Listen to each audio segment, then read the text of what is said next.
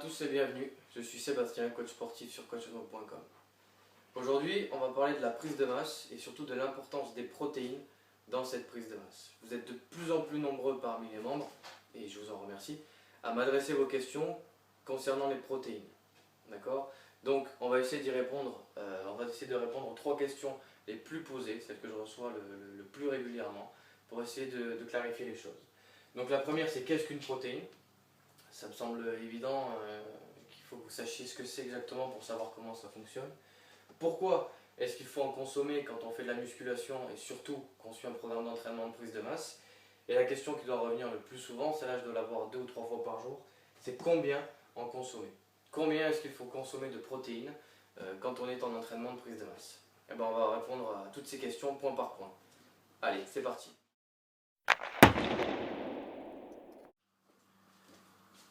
Alors, qu'est-ce qu'une protéine? D'abord, pour vous donner un ordre d'idée, sachez que les protéines sont de très grosses molécules et ce sont des molécules très très importantes pour le fonctionnement du corps humain parce qu'elles interviennent absolument partout, à n'importe quel niveau. Pour vous donner un ordre d'idée, 50% de la masse sèche de vos cellules sont des protéines.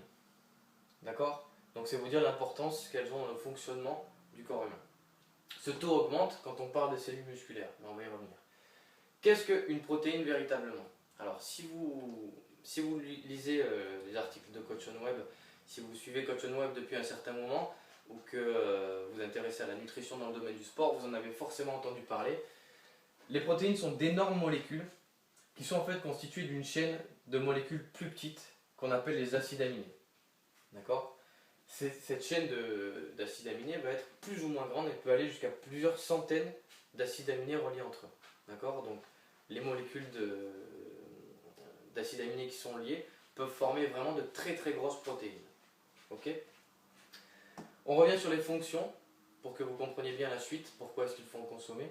Donc je vous disais tout à l'heure qu'elles interviennent dans la majorité des réactions physiologiques. Elles interviennent au niveau hormonal, elles interviennent au niveau enzymatique pour tout ce qui est fonctionnement cellulaire. Elles interviennent au niveau du système nerveux. Les protéines peuvent être des molécules de soutien pour l'organisme, les tissus conjonctifs, la peau, etc. Donc vous avez vraiment tout un panel de protéines qui interviennent de partout, que vous soyez sportif ou non. Mais ce qui nous intéresse, nous, c'est leur aspect dans le muscle, d'accord? Donc tout simplement, les protéines sont les constituants majeurs de vos fibres musculaires, d'accord? Vous avez 2 protéines principales, qui sont l'actine et la myosine, et qui interviennent dans la contraction musculaire. Ce sont elles qui sont responsables de la contraction de vos muscles. Donc elles sont en présence très très forte à l'intérieur de vos muscles. Ok? Donc vous commencez déjà à comprendre pourquoi est-ce qu'il faut consommer des protéines en musculation, et c'est le point qu'on va traiter maintenant.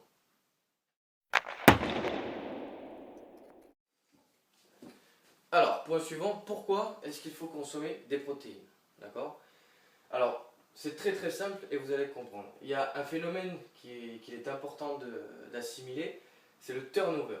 D'accord? Le turnover protéique, c'est en fait, comme je vous le disais, comme les protéines sont présentes dans la plupart des réactions physiologiques, elles sont utilisées, dégradées et forcément doivent être régénérées. D'accord? Donc pour un sédentaire, vous avez son stock de protéines là dans la journée, de manière schématique. Ça, c'est son stock de protéines. D'accord? Toutes les réactions physiologiques qui vont avoir lieu dans son corps, les réactions hormonales, ne serait-ce que les fonctions métaboliques de base, la respiration, la digestion, etc., vont faire intervenir des protéines et donc vont en dégrader. Donc par là, hop, vous avez les réactions physiologiques qui vont dégrader des protéines. Donc vous allez vous retrouver avec un stock de protéines plus bas.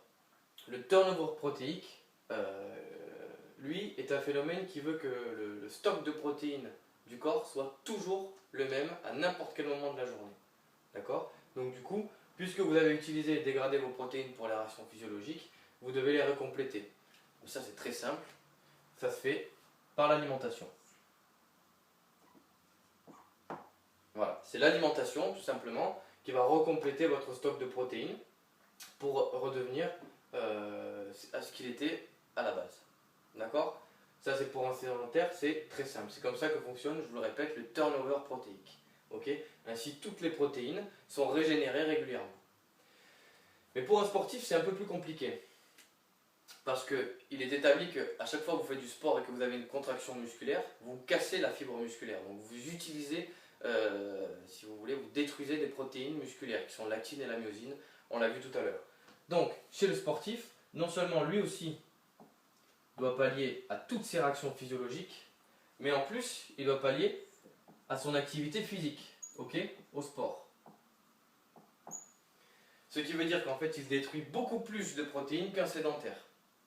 Donc du coup, s'il veut se retrouver au même taux ici au départ qu'à l'arrivée, il est obligé lui de s'alimenter bien entendu, mais de s'alimenter en protéines bien plus qu'un sédentaire.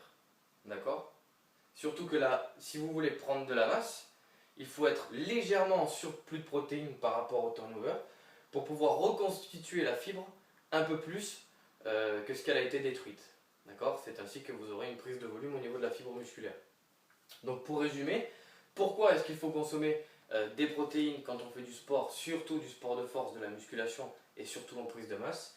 Parce que contrairement aux sédentaires, en plus de toutes les réactions physiologiques qui vont détruire et dégrader vos protéines la journée, vous avez le sport qui va venir casser la fibre, donc casser ces molécules d'actine et de myosine de vos muscles.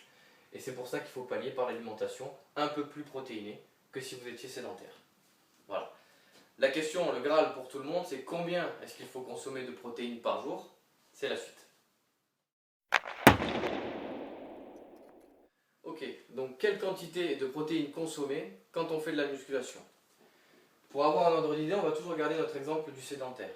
D'accord? Un sédentaire doit consommer, pour juste pallier au turnover protéique, la régénération de ces protéines qui sont dues aux réactions physiologiques, 0,8 g de protéines par kilo de poids de corps par jour.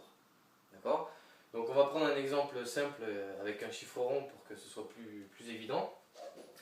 Si vous avez un sédentaire qui fait 100 kg, d'accord? J'espère que tous les sédentaires ne font pas 100 kg. Lui doit consommer donc 0,8 g, donc il est à 80 g de protéines par jour. D'accord? Voilà. Ça c'est pour le sédentaire, juste pour le turnover protéique. Ensuite, comme on l'a vu tout à l'heure, si on est sportif, on a besoin de plus de protéines. Et toutes les études montrent qu'il faut se placer entre 1,8 g et 2,3 g de protéines par kilo de poids de corps et par jour. D'accord? C'est-à-dire que pour toujours notre sédentaire qui a décidé de se mettre à la muscu, lui, il lui faudra 180 g, d'accord, de protéines par jour, ou 230 g par jour. Alors, la différence vient de plusieurs critères qu'il faut prendre en compte. L'âge, le sexe, l'activité physique, l'activité métabolique de base, etc. Plein de critères qui sont un peu complexes à intégrer, mais ça c'est mon rôle de coach. D'accord? Donc, on est entre 1,8 g et 2,3 g par jour. Ok? Juste une chose, ne pensez pas, et c'est l'erreur de beaucoup, que plus vous allez consommer des protéines, et plus vous allez prendre de la masse rapidement. D'accord? Au contraire, c'est une erreur. Parce que si vous dépassez cette limite de 2,3 g par kilo de poids de corps par jour, à partir du moment où vous la dépassez, vous rentrez même en catabolisme. C'est-à-dire que l'organisme va même commencer à détruire ses propres protéines. D'accord? En plus, comme on a vu que les molécules, les protéines étaient des grosses molécules et donc difficiles à digérer, le métabolisme va plus s'occuper de la digestion que de la construction musculaire. Donc vous allez perdre cette énergie-là sur la construction musculaire, sur l'anabolisme.